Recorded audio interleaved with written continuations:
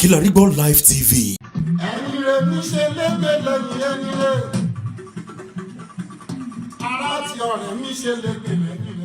Ọ̀gbẹ́ni Alọ́ba eléyìí tó jẹ́ bàbá fún olóògbé olórin tàkasúfèé Ìléríolúwa Alọ́ba tí ọ̀pọ̀lọpọ̀ mọ̀ sí Mohbad ti kọ àgbékalẹ̀ orin kan jáde eléyìí tí ó fi ṣe ìdárò ọmọ rẹ̀ tó ṣaláìsí tí àwọn olóyìnbó ń pè ní tribute song. Eléyìí ni ó ṣẹ̀ṣẹ̀ gbé kalẹ̀ báyìí tí ó ń jà ràìnràìn lórí ayélujára. Tẹ́ ẹ̀ bá gbàgbé ọ̀rọ̀ ọmọkùnrin Ìléríolúwa Alọ́ba yìí ó sì wà ní ilé ẹjọ́ lọ́wọ́ tí wọ́n ń wádìí láti lè mọ nǹkan tí ó ṣekú pa àti láti lè gba ìdájọ́ tó tọ́ fún gbogbo àwọn tí wọ́n bá lọ́wọ́ nínú ikú ẹ̀.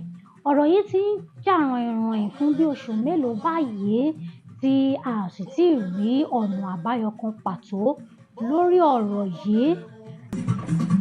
Ọmọ òbí ò pọ̀ pa, òbí ò pọ̀ gan-an, ọmọ fún wọn ní pressure.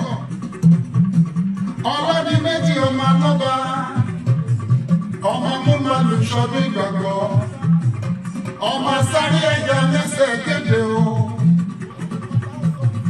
ọmọ ẹlẹ́dẹ̀ dìdùn lálámọ̀lò, bó délé ògìlé, bó gbọ́ ọ̀nà kó bèrè wo, màmá kọ́lé onímọ̀ gbọdọ̀ nù, ìfihàn orí òkun. Ẹsẹ̀ kejìlá ló fi yé mi. Ó ní gbogbo wa níwájú ìṣe Elédùmarè. Lọ́mọdé lálágbà wọ́n ká ayé pọ̀nyìn lójọ́.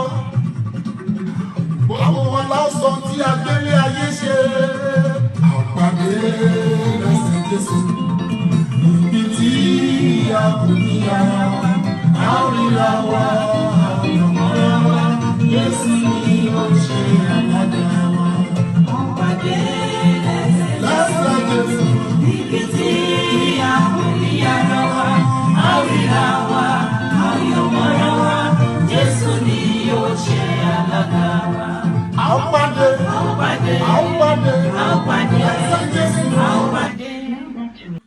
Lórí eléyìí òun náà ni bàbá olóògbé fúnra rẹ̀ ní àwọn ọ̀rọ̀ kan àbí méjì láti sọ lórí ọ̀rọ̀ tí ó ń lọ yìí.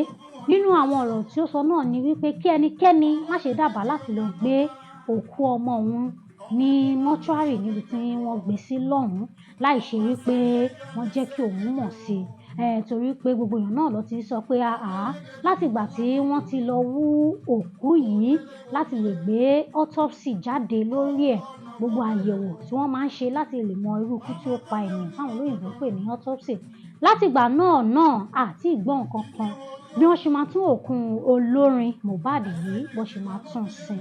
Àwọn èèyàn sì ti ń sọ pé àsìkò ti tó ẹ jẹ́ kí ọmọkùnrin yìí ẹ jẹ́ kí ó lọ sùn rè àsìkò ti tó láti lọ gbé láti lọ ṣe ètò ìsìnkú ẹ̀ gẹ́gẹ́ bó ṣe tọ́ àti bó ṣe yẹ. Ṣùgbọ́n lórí ọ̀rọ̀ yìí náà ni bàbá olóògbé fúnra rẹ̀ sọ wípé kí ẹnikẹ́ni má ṣe dábàá láti lọ gbé ọmọ òun lẹ́yìn òun látàrí wípé wọ́n fẹ́ ṣe òkú kan lórí ẹ̀. A lérò pé gẹ́gẹ́ bí bàbá wọn lẹ́tọ̀ọ́ nítorí pé wọn ò kí ń fá orí lẹ́yìn olórí tí bàbá bá wá sọ pé kẹ́nìkankan má dábàá láti lọ gbé òkú lẹ́yìn àwọn mo lérò pé ó tọ́ sí wọn lẹ́nu láti sọ. Wọ́n tẹ̀síwájú nínú ọ̀rọ̀ wọn wọ́n ní wípé lórí ọ̀rọ̀ DNA ò ṣe DNA àwọn sì máa tẹ̀síwájú láti ṣe DNA fún ọmọ olóògbé ìyẹn Liam Light Alọ́ba láti lè mọ̀ dájú láti lè fìdí ẹ̀ múlẹ̀ dájú wípé lóòótọ́ ọmọ bíbí inú olóògbé òun ni Liam jẹ́. Ẹ̀yin tèmi a ṣẹ̀ṣẹ̀ bẹ̀rẹ̀ ètò lóní pẹrẹwu ni gbogbo ọ̀rọ̀ yìí náà ni àwọn ọmọ Nàìjíríà ti ń dá sí ní gbogbo pópó ayélujára. Àwọn kan sọ pé ṣórin ló kàn kí bàbá máa kọ báyìí bàbá ti ń wọ stúdíò lọ kọrin. Àwọn kan ní lára ìdárò náà ni ẹ gbọ́ kí lẹ̀yin rí sọ nípa orin tí bàbá olóògbé kọ kalẹ̀ yìí ṣásìkò tó yẹ kí wọ́n máa kọrin rèé ṣẹ́yìn lérò pé ohun tó kàn rèé àbí ẹ lérò pé lórí pé wọ́n ṣèdárò ọmọ wọn òun náà ni gbogbo ẹ̀ ṣì wà. I've been hearing say maybe some people want to go and carry Mohbad body. Please, when this boy dey alive, he's my son. When he still go, he still retain my name. Nobody should go there to take his body. Please, I beg you now, people, I beg everybody, every one of you. If they want to do anything there, I will be the one to authorize them. Nobody should go and carry Mohbad body from there. I beg everybody, please, Nigerians, help me chat on them. Nobody should go there. Because the judges was say we need justice for Mohbad. And people now say they want to go and bury. After that, what will remain now? Let this justice take place first.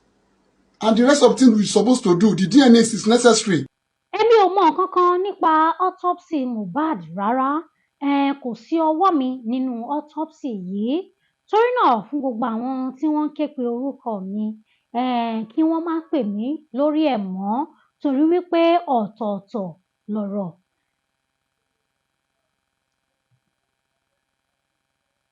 Olùdarí àgbà ní ilé ìwòsàn LASUT òun ló sọ eléyìí lórí ọ̀rọ̀ autopsy olóògbé olórin tàkasúfèé Mohbad. Gẹ́gẹ́ bí gbogbo àwọn èèyàn ṣe ń pariwo wípé ọ̀rọ̀ autopsy yìí ó ti ń pẹ́ ńlẹ̀ jù, kí ni nǹkan tí ó ń ṣẹlẹ̀ lórí ẹ̀ gan pàápàá, tí wọ́n sì ń pe gbogbo àwọn tí wọ́n jẹ́ òṣìṣẹ́ ilé ìwòsàn LASUT níbi tí wọ́n ti gbé ètò autopsy yìí náà jáde ní pé kí ni nǹkan tí ó ń ṣẹlẹ̀ tí a kò tíì rí èsì ìdánwò autopsy yìí náà. Lórí ọ̀rọ̀ yìí, òun náà ni olùdarí àgbà ilé ìwòsàn LASUT, òun náà ni Chief Medical Director, òun náà ni wọ́n sọ wípé ọ̀rọ̀ yìí kò yé àwọn èèyàn tó, kò sí nǹkan kan tí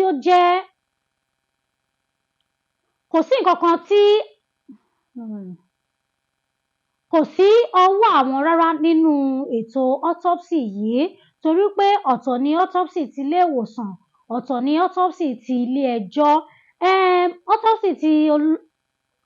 Autopsy ti olórin Mohbad yìí ó sì jẹ́ èyí tí ó wà lábẹ́ autopsy ti ilé ẹjọ́ tó jẹ́ wípé ó ní bí wọ́n ṣe máa ń ṣe é, ó yàtọ̀ sí bí wọ́n ṣe máa ń ṣe ti ilé ìwòsàn. Nígbà tó jẹ́ wípé ilé ẹjọ́ òun ni wọ́n pa á láṣẹ pé kí wọ́n lọ ṣe autopsy náà látàrí coroner inquest ni wọ́n ṣe lọ́wọ́.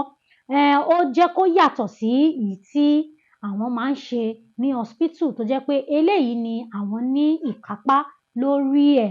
Àwọn lérò pé gbogbo èsì ìdánwò autopsy yìí ó ti kọjá lọ sí gbogbo ibi tí ó yẹ kí ó kọjá lọ. Tó bá dẹ̀ tó àsìkò tí àwọn ọmọ Nàìjíríà máa mọ̀ nípa ẹ̀, wọ́n á jẹ́ kán mọ̀.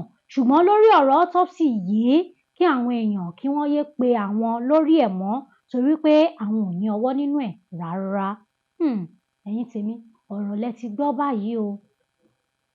Ọwọ́ ta la ti máa wá bèrè gangan ná báyìí. Ọmọ òbíbi ò pọ̀ gan-an. Òbíbi ò pọ̀ gan-an. Ọmọ fún wọn ní pressure. Ọlọ́dí méjì ọmọ alọ́ba. Ọmọ mú màlù sọdún ìgbàgbọ́. Ọmọ sáré ẹja lẹ́sẹ̀ kéde o. Ọmọ ẹlẹ́dẹ̀ dìdùn lálámọ̀lò.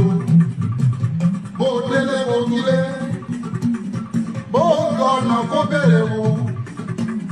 Màmá kọ́lé onímọ̀ gbọdọ̀ rún. Ìdí wọn yóò kún.